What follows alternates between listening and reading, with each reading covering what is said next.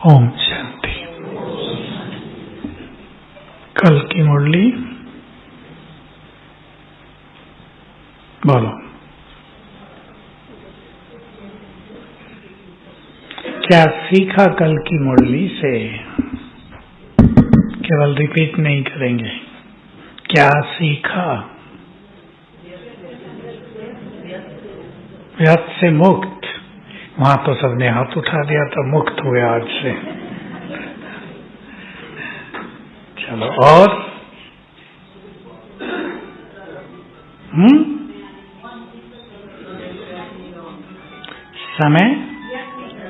समय और संकल्प। फॉलो फादर का कुछ था, रिपीट करो। किसको याद है? Follow father. जैसे ब्रह्मा बाबा विजयी बने, खास सब था कल, वैसे ही तुम्हें भी विजयी बनना है। किस पर विजयी? मन पर। मन की बहुत अच्छी बात थी ना। मन को जो मन के मालिक बन जाएंगे वे विश्व के मालिक बन जाएंगे। कितनी सुंदर बातें, गहरी बातें। मन को ठीक करना, मन को व्यर्थ से मुक्त कर देना, बहुत बड़ी प्राप्ति भी है। ये साधना भी है और बहुत बड़ी प्राप्ति भी है, क्योंकि व्यर्थ हजारों तरह के हैं, एक दो तरह के नहीं, हजारों तरह के हैं। सबके पास अलग अलग है। इस पे ही चर्चा कर लेते हैं। पहली चीज, सब विचार करेंगे और हिस्सा लेंगे, क्योंकि सबके अपने अपने अनुभव होते हैं। वो सारी चीज मुझे ही याद आई, ये संभव नहीं है। आप सब उसमें हिस्सा लेंगे। सबसे पहली चीज कि हमें अपने व्यर्थ का पता हो, अवेयरनेस। संसार में ये शब्द ही नहीं है। एक ही शब्द होता है, पॉजिटिव थिंकिंग, निगेटिव थिंकिंग। आजकल दूसरा भी प्रचलित हुआ है, ओवर थिंकिंग। अंग्रेजी आ गई ना, ज्यादा सोचना। लेकिन किसी को भी ये पता नहीं होता कि वो व्यर्थ सोच रहे हैं। ठीक बात है ना। हमें इसका ज्ञान मिला कि हमें स्वयं को व्यर्थ से मुक्त करना है। इसलिए अपने व्यर्थ की पकड़, कहाँ व्यर्थ चल गया, इतना चला, कितनी देर में हमने उसको ठीक कर लिया। तो इसके लिए पहली चीज तो ये ध्यान देंगे, अपने व्यर्थ की पहचान, जागरूकता, अवेयरनेस, रियलाइजेशन। फिर हमें वो चीजें आनी चाहिए जिनसे पहले हम उन्हें खत्म कर सके। आजकल समस्याएं संसार में बहुत बढ़ गई हैं, बहुत बढ़ रही हैं, घरों में बढ़ गई हैं। अब आप सोचो, एक माता की कहानी सुनो आज की, कैसी उसकी स्थिति होगी। हम उसे बेचारी कहें या शिवशक्ति कहें। दो लड़के, दोनों बड़े, दोनों अच्छे पढ़े लिखे, दोनों अच्छे पदों पर।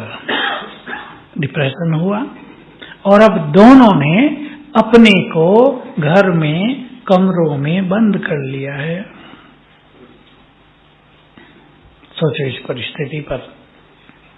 फिर भी माँ ठीक ठाक थी, मधुबन में आई, अभी शांतिवन में बाबा से मिलन हुआ, मिली मेरे से आज कि ये हो गया है, 1 साल में हो गया है।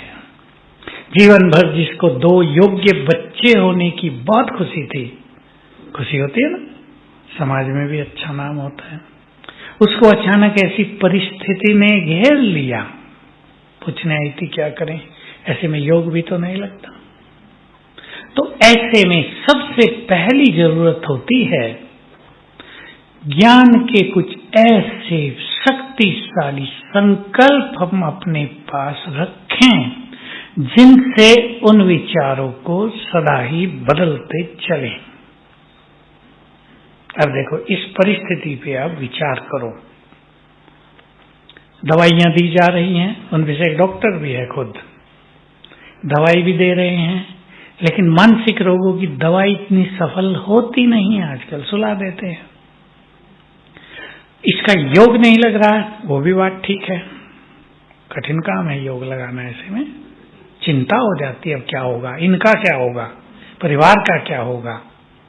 क्या संकल्प करें जो मन शांत हो, योग लगे, योग की मदद बच्चों को पहुंचे और बच्चे ठीक हों। ये सीधा भी तो हो सकता है ना, ऐसे उल्टा हो गया है। बच्चों का इफेक्ट माँ बाप पर आ गया है, जो बड़ा नेचुरल है, आना आता ही है। उससे उनका योग नहीं लग रहा है, उससे बच्चों को मदद नहीं मिल रही है। अब इसको ठीक करना है। क्या ज्ञान की पॉइंट याद करें जिस परिस्थिति में वो हल्के रहकर अच्छा योग कर सके, बच्चों को योग की मदद मिल जाए। क्योंकि ये सारा खेल जो बिगड़ता जा रहा है संसार का, इसका कारण है व्यर्थ का, इस कारण है कर्मों का खेल।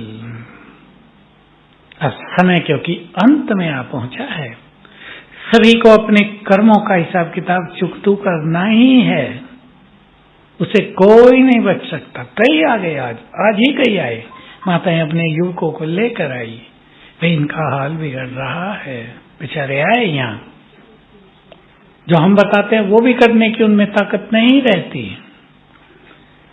तो कर्मों के इस खेल को ठीक करने के लिए योग बल ही जरूरी है।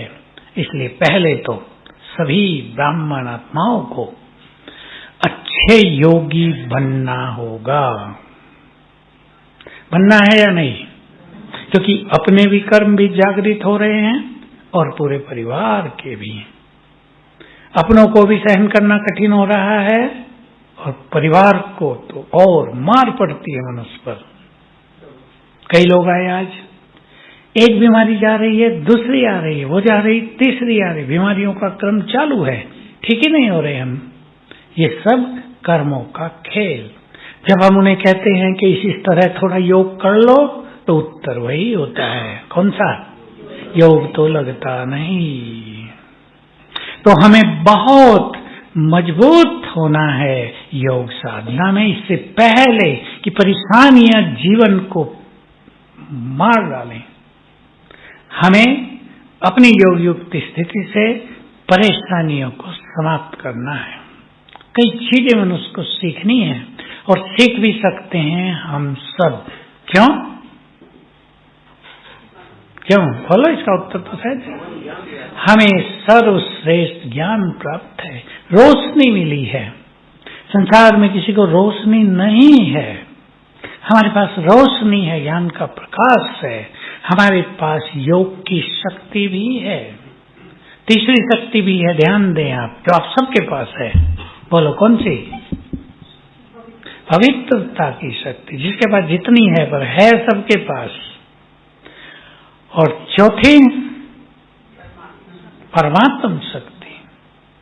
हम अगर केवल इस नशे को बढ़ा दें, मेरे साथ स्वयं भगवान है, इसलिए वो सब कुछ ठीक कर देगा।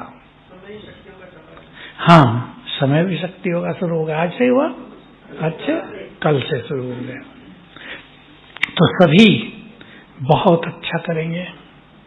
बहुत इंपॉर्टेंट है। हम व्यर्थ पर आए, उस पर आने में ज्यादा फायदा नहीं होगा, क्लास तो उससे बहुत कराई जा सकती हैं, पर हमें चर्चा करनी है कि हम अपने जीवन को ऐसा बना लें कि व्यर्थ आए ही कम।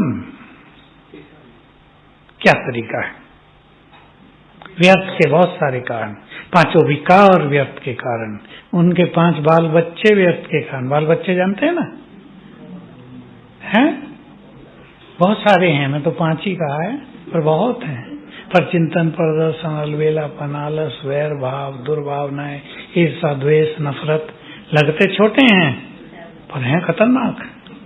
क्यों खतरनाक हैं? किसी के पास ईर्षा हो, वो कितनी भी पवित्र आत्मा हो, कैसा भी अच्छा योग भी करते हो, पर व्यर्थ संकल्पों में वो सारी शक्ति नष्ट। चेहरे पर खुशी, रौनक, आनंद के भाव आएंगे ही नहीं। तो हम व्यर्थ संकल्पों पे तो चर्चा करेंगे ही थोड़ी थोड़ी, लेकिन क्या करें जो व्यर्थ का फोर्स ही न रहे? बोलो। इन्वॉल्वमेंट क्या? नहीं, शरीक तो हो जाते हैं बिना किए। एक समय था जब हम सबको कहते थे, बाबा सिखाते थे, हियर नो इविल, था ना? अब क्या है कि सबके जेब में मोबाइल है, अब उसमें न जाने क्या सुने और क्या देखें। इसके अलावा एक चीज जो बहुत भारी पड़ रही है संसार को इस समय, संकल्प व्यर्थ अंदर से ही निकल रहे हैं। बाहर से सुनो या ना सुनो, देखो या ना देखो, कोई पर चिंतन करो या ना करो, अपने ही अंदर समाई हुई गंदगी बाहर आ रही है। तो हमें ऐसा करना है कि ये सब ठीक हो। बोलो, क्या करेंगे? अच्छा सुनाओ, अच्छा सुनाएंगे आप। सोनान का अभ्यास, बोलो, बहुत अच्छा बोल रहे हैं। बिजी, किसमें बिजी?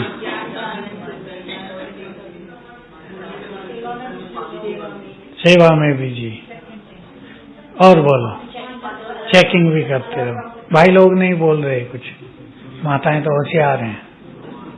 बोलो, सुदर्शन चक्र, ठीक बोला। और पवित्रता का स्वमान, 5 स्वरूपों का अभ्यास, शरीरीपन, ये सब बहुत अच्छी चीजें हैं। यही बाबा ने सब विधियां बताई हैं। सब अनुभव करके देख लें, कल देख लें, कल सारा दिन आप एक धुन लगा दो, मैं आत्मा ज्योति स्वरूप हूं। अपने स्वरूप को देखो, हर बार में 15-20 सेकंड बस। और मैं आत्मा हूं, ये मेरा शरीर है। एक दो संकल्प रख लो, मैं पवित्र हूं, शक्तिशाली हूं, जो आप चाहें। अगर आप हर घंटे में 2-3 बार कर लें, कल पता चलेगा शाम तक व्यर्थ है ही नहीं, एक ही दिन में अनुभव हो जाएगा।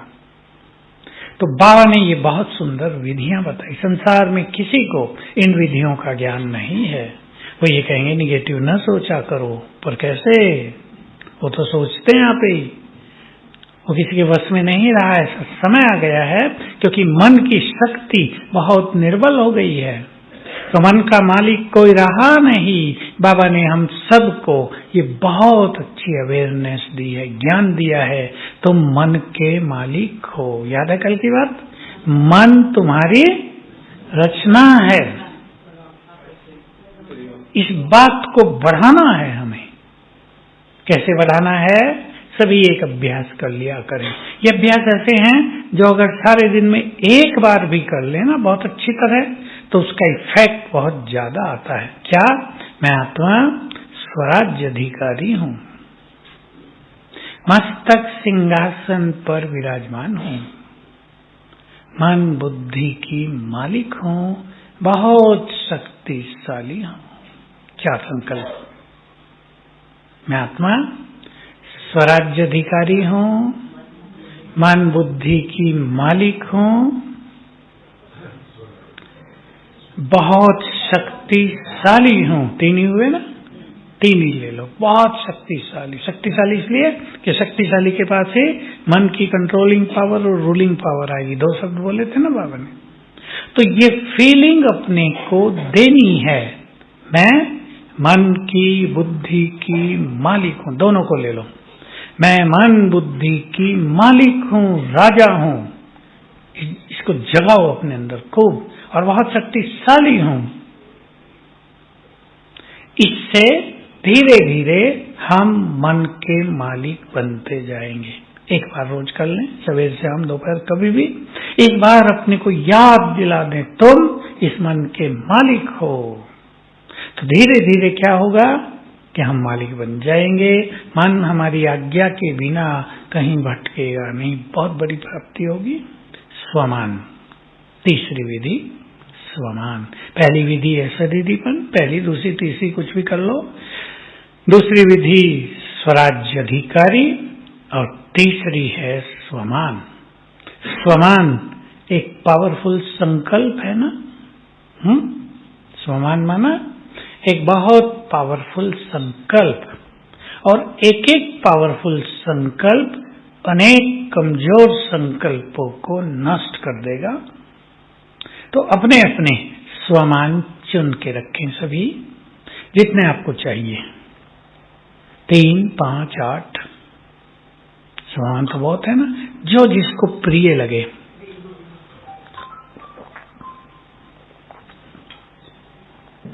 प्रिय लगे और प्रभावकारी हो। किसी को कुछ प्रिय लगता है, किसी को कुछ। बहुत स्वमान ऐसे हैं जो अनेकों के अंदर जाते नहीं, देखो बहुत बहुत बड़े हैं, उनके लिए बहुत अच्छी जागृति चाहिए। कुछ स्वमान ऐसे हैं जो जल्दी ही ग्रहण हो जाते हैं। मैं एक महान आत्मा हूं, पुण्य आत्मा हूं। सरल है ना, नशा चढ़ेगा। मैं मास्टर सर्वशक्तिवान हूं। ये पावरफुल भी हैं और सहज स्वीकार भी होते हैं। मैं विजय रतन हूं, इसमें हर एक को नहीं मजा आएगा। जो विजय रतन है उनको एकदम मजा आ जाएगा, सुनते ही नशा चढ़ जाएगा, मैं विजय रतन हूं। जो नहीं है वो क्या सोचेंगे, हूं ही नहीं, नकार देंगे, उसे रिजेक्ट कर देंगे। तो अपने अपने स्वमान चुन लो। चुनेंगे, खुद चुनने हैं, उनको अभ्यास में लाना है, संकल्पों में लाना है, नशे में लाना है। सबको अनुभव है, मैं नहीं कहूंगा अनुभव करना है, सबको अनुभव है। नशा चढ़ जाता है तो व्यर्थ, और उस टाइम नहीं, लंबे समय के लिए खत्म हो जाता है। अब तो बाबा की हम वीडियो सुन रहे हैं, जब बाबा आते थे 4 घंटे वो कैसे बीतते थे शांतिवन में। जो यहाँ के हैं जानकार वो यहाँ को जानते हैं, हमने तो यहाँ देखा, हिस्ट्री हॉल में देखा। ऐसा नशा चढ़ता था कि व्यर्थ तो छोड़ो, उसका तो पता ही नहीं चलता। पर ऐसा रात एक ऐसी मग्न अवस्था जो सब चीजों को नष्ट कर देती थी, शक्ति भर जाती थी आत्मा में। मुझे याद है, अपना एक अनुभव याद आ गया। पहली टीचर्स की ट्रेनिंग भट्टी हुई मधुबन में। टीचर थी 20, भट्टी थी, ट्रेनिंग थी 2 मास की। उसमें मुझे याद है जयंती बहन भी थी, दूसरी भट्टी में शीलू बहन वगैरह थी, पर वो पहली भट्टी थी। अव्यक्त बाबा है हिस्ट्री हॉल में, और बाबा ने एक एक को गले से लगाया, तिलक लगाया। यहाँ एक वो डालते हैं ना, चिंदी कहते थे सिंधी में, मुझे आगे पता नहीं, माताएं जानती होंगी। वो पहनाई, बहुत प्यार किया, बहुत अच्छा बोला। वो नहीं कि एक लाइन बोल दी और पूरे हो गए, तब तो अच्छी तरह, क्योंकि बीसी थे ना, 3 मिनट भी बोलेंगे तो 1 ही घंटा लगता है। अब वो सीन हम देख रहे थे, बैठना अलाउ था सबको, क्योंकि बड़ा हमारा परिवार नहीं था। सारे मुश्किल से 100 भी नहीं होंगे, 20 बहने, 50-60 बाकी सेवादारी तो होते नहीं थे। आप लोग नहीं थे तब, सेवादारी शब्द ही नहीं था, न कोई होता था। तो जगदीश भाई बैठे थे। जब प्रोग्राम पूरा हो गया, जगदीश भाई ने कहा, बाबा हम सबको बहुत संकल्प चल रहा है, क्या हम भी कन्या होते? बाबा बहुत हंसे, कहा आत्मा हो, ये तो आत्माओं का प्यार है। अब 11 बज गए, छुट्टी हुई, प्रोग्राम पूरा हुआ। मेरे को 11 से 1 रात को पहरा देना होता था, तब कई काम सबको करने होते थे। बाहर आ गया मैं, ऐसे में खाना तो खाते नहीं थे, नशा इतना चढ़ता था। 2 घंटे कैसे बीते होंगे मेरे? शिव बाबा के अलावा परम धाम में कुछ नहीं दिख रहा था। 2 घंटे पूरे, 1 सेकंड भी मिस नहीं हुआ होगा, ऐसा नशा चढ़ा। तो व्यर्थ तो छोड़ो, व्यर्थ तो यहाँ उसकी चर्चा ही नहीं हो सकती। कितनी आत्मा में ताकत भर देता है ईश्वरीय नशा। मैं सोच रहा था आज भी, मेरा भी कितना अच्छा भाग्य है। हजारों बार अव्यक्त बाबा से हर बार 4 घंटे ईश्वरीय सुख पाया है कम से कम। उसके बाद जो चला वो अलग है। ये कितनी बड़ी बात। कभी कभी हम सोचा करते हैं ना हमारा भाग्य कितना है, कभी कभी लगता है ना, अपने को तो नहीं लगता ना कि हम कुछ बहुत हैं। फिर ख्याल आया कि ये कितनी बड़ी चीज हुई, कम से कम 1200 बार तो हुआ होगा। यहाँ बैठे हैं तो बैठे ही रहते थे, मुरली के बाद भी फिर खाना खाया फिर आ गए, क्योंकि योग यही अच्छा लगता था। तो ये सुख आत्मा में भर जाता है। जब ये सुख भर जाता है तो व्यर्थता पे ही नीरस होता है। वो सब चीजें नीरस लगती हैं कि इनका तो जीवन में कोई महत्व ही नहीं है। अगली चीज 5वीं, रोज अमृत वेले अपने को इतना भर लो, इंग्लिश का शब्द है चार्ज कर दो, एनर्जेटिक कर दो, इतना अपने को भर लो, उसका इफेक्ट कई घंटे चलता रहेगा रोज, और उसका इफेक्ट जीवन पर, पूरे जीवन पर पूरी तरह आ जाएगा। इसलिए जो अमृत वेला बहुत सफल कर लेते हैं उनको व्यर्थ छूटता जाता है। इस पर सभी बहुत ध्यान देंगे। और जहां हम बैठे हैं जिस स्थान पर, क्या है वो, यही वो स्थान है जो संसार में सबसे महान तीर्थ बनने जा रहा है। आ गए हैं, पहुंच रहे हैं बस। इसलिए यहाँ के वाइब्रेशंस में सभी आप रहते हैं, मैं तो अब नहीं रहता, लेकिन इन वाइब्रेशंस में योग सहज लगेगा, चित्त शांत होगा। ज्ञान सरोवर के अलग वाइब्रेशंस हैं, वहां भी योग बहुत अच्छा है, पर वहां आकर लोगों को ऐसा लगता है एक एक दिन में कि उनके सारे बोझ खत्म हुए, उनकी टेंशन किसी ने खींच के बाहर कर दी, किसी को कुछ किसी को कुछ। पर सर्वप्रथम सर्वश्रेष्ठ भूमि तो, इसलिए सवेरे भाग दौड़ नहीं करेंगे कि चारों धाम करने हैं एक एक मिनट। मैं हर बार ये बात कह रहा हूं कि भाग दौड़ कर रहे, चलो झोंपड़ी में जल्दी, फिर उठो उठो उठो उठो। अच्छा चिंतन, सुंदर चिंतन हमारे व्यर्थ को समाप्त कर देता है। अनुभूति, जो बाबा का कमरा है ना, और कहानी सुना देता हूं। बाबा का कमरा, इसमें बैठने का कोई नियम नहीं था, ये योग कक्ष नहीं था, लेकिन मुझे पता नहीं क्यों आकर्षण होता था, तो मैं जल्दी उठ जाता था। 3 बजे उठा। ये आगे का दरवाजा तो था नहीं जहां से आप लोग जाते हैं ना, पीछे से ही था। वहां सोई होती थी बहनें, अब कैसे जाऊं भाई। चप्पलें कहीं फेंकी, चुपचाप बिल्कुल आवाज जरा ना हो, निकल के बाबा के रूम में बैठ गए। वहां अंधेरा, अब क्या करूं। अब संतरी दादी ने एक दिन मुझे देख लिया। संतरी दादी थी, वो भी बाबा का माध्यम थी। भाऊ विश्व किशोर थे ना बाबा के भतीजे, उनकी मिसेज थी, वो युगल थी। उसने मुझे एक दिन देखा, सूर्य तुम आते हो। एक बल्ब लगवा दिया छोटा सा, 08 से थोड़ा सा बड़ा, और वो भी बैठने लगी। अब मुझे मजा आ गया, 2 तो हैं, वो तो मालिक थी एक की, हम तो छोटे बच्चे थे। तो तब से बैठना शुरू हुआ। फिर हमें देख के 2-4 और आने लगे। फिर ये प्रबंध हुआ, इधर का दरवाजा खोला गया, था दरवाजा खोला गया। फिर ये जो अब है ये बाद में बनाया गया सुंदर। इसको बहुत आनंद था ना वहां जब ब्रह्मा रहा हो, छोटी बात है। जहां ब्रह्मा ने गहन तपस्या की हो, आदि योगी कहा शास्त्रों में उसको ही। कोई भी ब्रह्मलोक में पहुंचता है मिलने, ये भी कहानियां हैं, लोग ब्रह्मलोक में ब्रह्मा से मिलने पहुंचते हैं, देखते हैं ब्रह्मा जी तो तपस्या में मगन है। हमेशा यही वर्णन आता है। तो ऐसा स्थान, अब तो भीड़ भाड़ हो गई, यहाँ बाहर वाले भी आने लगे, लेकिन उस टाइम तो मैं कई बार दिन में 3 बजे आ जाता था उठ के। डीप साइलेंस, अमृत वेले जैसा सुंदर सुखद अनुभव। तो ऐसी मनोस्थिति व्यर्थ को समाप्त कर देती है। तो सवेरे बाबा से रूरिहान भी करेंगे, ध्यान देंगे, बातें करेंगे। और बातें ये नहीं करेंगे बाबा आप ज्ञान के सागर हो, प्यार के सागर हो। एक बार बाबा ने कहा, बाबा बच्चे सवेरे बाबा को ऐसे याद दिलाते हैं जैसे बाबा भूल गया हो। बाबा आप शांति के सागर हो, भूल गया बाबा।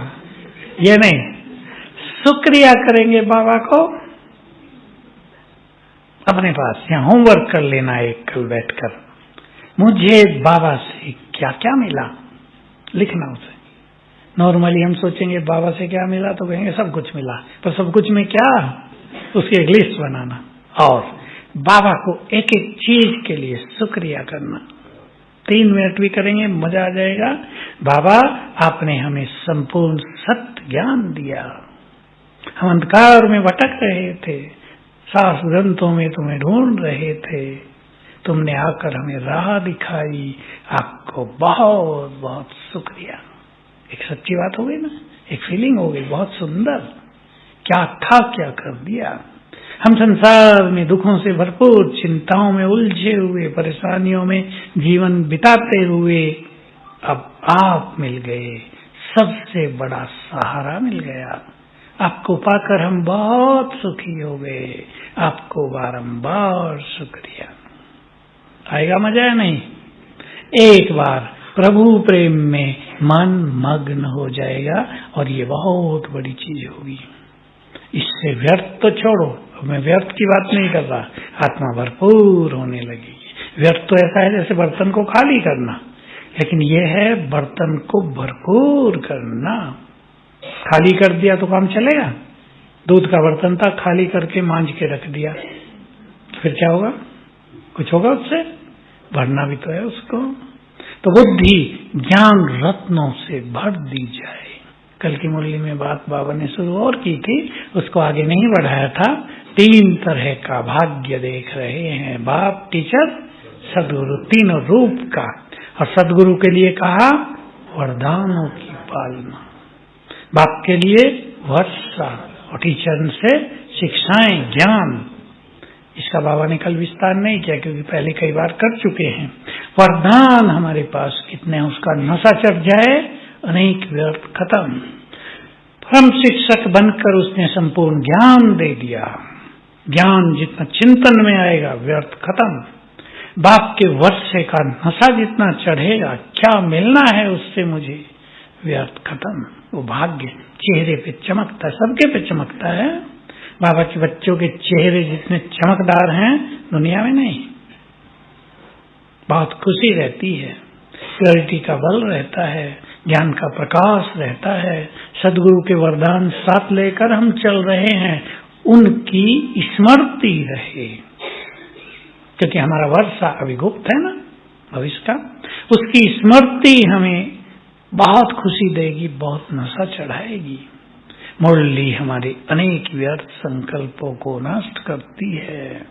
मुरली का रस आप सभी लेते ही हैं, या सेवा में रहना पड़ता होगा माताओं को, सुनते हुए कोई 1, 2, 3 बात रोज सारे दिन के लिए याद कर लिया करें। बस याद करना, जो चीज याद रहती है उस पर चिंतन अवश्य होता है। हमें ये नहीं सोचना कि हम चिंतन कैसे करें, हम याद रखें बस। आज बाबा ने बहुत सुंदर बात ये कही, आज वरदान ये बहुत सुंदर था, आज क्वेश्चन ये बहुत अच्छा था, या बीच में से कोई बात। अब व्यर्थ को खत्म करने के लिए आप अपने पास कुछ ज्ञान की सुंदर और पावरफुल बातें रखें, नोट रखें, कुछ ड्रामा की। जैसे हम उस माता की प्रैक्टिकल बात की चर्चा कर रहे थे, वो छूट गई है। दोनों बच्चे, बड़े बच्चे, वेल एजुकेटेड, डिप्रेशन में कमरे में बंद हो गए हैं। माता को चिंता, माँ बाप को चिंता होना नेचुरल है, बहुत परेशानी हो सकती है। ऐसे में याद रखेंगे ज्ञान की पॉइंट, इन दोनों आत्माओं का कोई भाग्य में बुरी चीज सामने आ गई है, ठीक हो जाएगी। साथ में ये भी रखेंगे, ठीक हो जाएगी। मैं अपनी शुभ भावनाओं से, बाबा के बल से इनके जो विकर्म प्रकट हो गए उसको नष्ट करूंगी। एक नई एनर्जी, बाबा मेरे साथ है, वो सब कुछ ठीक करेगा। इससे चित्त शांत होगा। तो हमारे संकल्प ही हमें परेशान करते हैं, संकल्प ही हमें शांत करेंगे, एनर्जेटिक करेंगे, तब उनके लिए योग किया जा सकेगा। ऐसे कई भाई बहनें हमारे पास आते हैं, बहुत समस्याएं हो गई थी, हमने 3 बजे उठना शुरू किया, बाबा को भोग लगा 4 बजे। बहुत अच्छा योग अभ्यास किया, विघ्न विनाशक भट्टी की, ठीक हो गया। कल भी मैंने जो क्लास में एक बात सुनाई वो महाराष्ट्र के एक जगह की। महाराष्ट्र के कौन कौन बैठे हैं? अखलूज एक जगह है पूना से थोड़ा आगे, वहां की बहन, उसका नाम भी बड़ा सुंदर है, शिवरात्रि।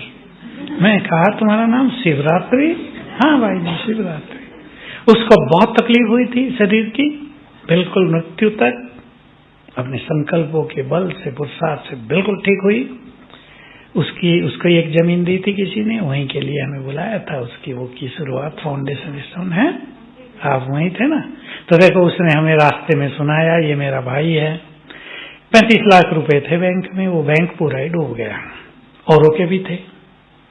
हमने भट्टी शुरू की सवेरे 3 बजे से, इसने भी की और कईयों ने की 2 घंटे रोज। और देखो कितनी बड़ी बात, कुछ ही दिन के बाद इसके 35 लाख बैंक में वापस आ गए, औरों के भी 1-2 के आए। तो ये हमें दिखाता है कि हम बिना घबराए योग बल का प्रयोग करें तो बड़ी से बड़ी समस्याएं भी ठीक होती हैं। आज भी एक व्यक्ति मिला, आया बेचारा, भोग लगवाने आया था। बिल्कुल मैं आईसीयू में पहुंच गया था और समाप्ति की घोषणा कर दी गई थी, मेरी मृत्यु। ये मैंने किया, मेरी मिसेज ने किया, मैं ठीक हो गया हूं, देखो यहां आ गया हूं, सब कुछ ठीक है। तो विश्वास बाबा में, अपने में विश्वास, पुण्य कर्मों की पूंजी जिसके साथ है, सब कुछ ठीक होता है। और अगर कुछ ठीक नहीं होता तो ऐसा भी होता है कि कुछ ठीक ना हो। हमें उन चीजों को स्वीकार करके आगे का मार्ग ढूंढ लेना चाहिए, आगे का मार्ग ढूंढना चाहिए। बड़ी बड़ी घटनाएं हुई हैं संसार में 1-2 साल में, कोरोना से लेकर, और बड़ी बड़ी घटनाएं होने जा रही हैं। आप सब इस चीज को बहुत अच्छी तरह जानते हैं। विनाश क्या होता है? हमारे ही कमरे आंसरों में रिनोवेट हो रहे भाई, ऐसा लगता है कब हो ये बाथरूम भी बंद, कमरों में धूल, सब मुश्किलात। मैं आज देख रहा था, मैं थोड़ी देर हुई मिली तो मैंने देखा इजराइल में क्या हो रहा है। इजराइल ने हमास के ठिकानों को नष्ट किया है, मलबा ही मलबा दिखाई देता है। मैं सोच रहा था एक छोटी सी जगह 41 किलोमीटर बाई कुछ है, थोड़ी एक शहर जैसा है, इसमें ये हो रहा है। आतंकवादी वहां हमास के बहुत सारे उनको मार रहे हो। जब ये संसार नया बनेगा, इसका रिनोवेशन होगा, तो क्या होगा दुनिया में? सोचने की बात है। ये संसार ही खंडर बन जाएगा। कोई मेरे से आज पूछ रहा था कि इतने लोग मरेंगे, बदबू होगी, वायरस फैलेंगे, बीमारियां होंगी, उसके कीटाणु फैलेंगे। तो ड्रामा में ऐसा प्लान है, तेज हवाएं चलेंगी, भारी बारिश होंगी और सफाई होती जाएगी।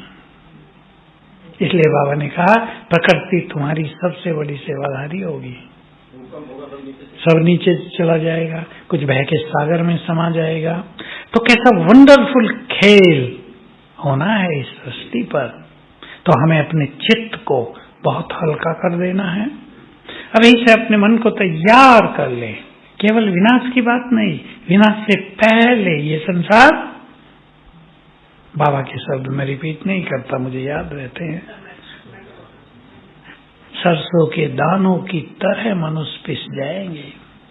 मानसिक रूप से बहुत कष्ट होगा, अपने अपने कर्मों के अनुसार, सबको नहीं, अपने अपने कर्मों के अनुसार। पर बड़ी समस्या ये होगी कि दूसरों का कष्ट भी तो हमें आएगा। आपके परिवारजन हैं, बच्चे हैं, प्रियजन हैं, उनका कष्ट भी तो आता है ना मनुष्य को। इसलिए मानसिक रूप से सभी को अपने को बहुत मजबूत करना है। ड्रामा की कुछ बातें अपने पास नोट रखो, जिसको अपने चिंतन में लाओ। जैसे ब्रह्मा बाबा को बहुत भारी प्रैक्टिस थी, कुछ भी हुआ बच्चे नथिंग न्यू, कल पहले भी हुआ था। एक ही बात बाबा के चित्त को शांत रखती थी ना। बाबा के सामने बातें नहीं आती होंगी क्या? बहुत ज्यादा। अब जो बाप था, अब आप सोचो, छोटी छोटी कन्याओं को सेंटर पर भेजा जा रहा है, चिंता नहीं होगी बाबा को? जान न पहचान, धन संपदा नहीं, दूसरों के मकानों में रहना, गंदगी से भरी दुनिया, लेकिन शिव बाबा रक्षक था ना, किसी को कुछ भी नहीं हुआ, कोई घटना ही नहीं होती थी किसी के साथ कुछ हो गया हो, सब देवियां ही समझ के नमन करते थे। तो बाबा भी ड्रामा की बातों को यूज करके अपने को निश्चिंत हल्का रखते थे। हमें भी ड्रामा की 5-7 बातें बहुत अच्छी तरह अपने पास नोट रखनी चाहिए और उनको यूज करना, उनका प्रयोग करना है। जैसे ड्रामा का हर सीन कल्याणकारी है, कह तो दिया हमने, और भगवान ने कहा, हमने क्या कहा, है सत्य, परंतु जब बुरे सीन आते हैं तो मनुष्य सब भूल जाता है। ड्रामा एक्यूरेट बना हुआ है, इसमें कुछ भी गड़बड़ नहीं है, बिल्कुल परफेक्ट एक्यूरेटली ये चल रहा है। तो इन चीजों की प्रैक्टिस करेंगे। और ये जो कल्याणकारी ड्रामा है, इसके लिए बाबा ने बहुत गहरी बात सुनाई है, 3-4 बार सुनाई थी वही बात कि ड्रामा का हर सीन कल्याणकारी है, लेकिन यदि तुम्हें अकल्याण दिखाई दे रहा है तो अकल्याण के पर्दे के पीछे कल्याण छुपा होता है। पर्दा हटेगा, कल्याण सामने आ जाएगा। एक व्यक्ति जा रहा है आराम से, अचानक इम्बैलेंस होता है, नहीं, कभी कभी असंतुलन हो जाता है, गिर जाता है, पैर टूट जाता है। अब वो व्यक्ति परेशान होता है, उसे याद आ रहा ड्रामा कल्याणकारी है कि मेरी टांग टूट गई, इसमें कल्याण कौन सा हुआ मेरा। उसे पता चलता है कि वो टाइम, वो मोमेंट्स, वो 10 सेकंड तुम्हारे लिए अति भारी थे, तुम्हारी मृत्यु भी निश्चित थी उसमें, बस इतने में ही टल गया है, इसलिए कल्याणकारी है या नहीं। चलो टांग टूटी 1 मास में ठीक हो गई। तो हर अकल्याण के पर्दे के पीछे कल्याण छुपा रहता है। अगर हम परेशान नहीं होंगे तो पर्दा जल्दी हट जाएगा और उसके पीछे छुपा हुआ कल्याण प्रकट होगा, हमें दिखाई देगा। तो ड्रामा की ऐसी ऐसी बात है। हर आत्मा का अपना अपना पार्ट है, हर आत्मा की अपनी अपनी कर्म कहानी है। एक चिंतन किया करेंगे, लास्ट बात कह रहा हूं, आपके परिवार में मान लो 8 लोग हैं, देखा करो उन्हें, 8 आत्माएं इससे पूर्व जन्म में भी हमारे साथ नहीं थी और इससे अगले जन्म में भी हमारे साथ नहीं होंगी। ये संबंध बदलते जाएंगे, बदलते रहे हैं। अब जिनके साथ हैं हम उन्हें प्यार दें, अपनापन दें, शुभ भावनाएं दें, हेल्प करें, ये हमारा परम कर्तव्य है, उनकी पालना करें। इससे मन हल्का रहेगा, मोह ममत्व छूटता जाएगा। ओम शांति।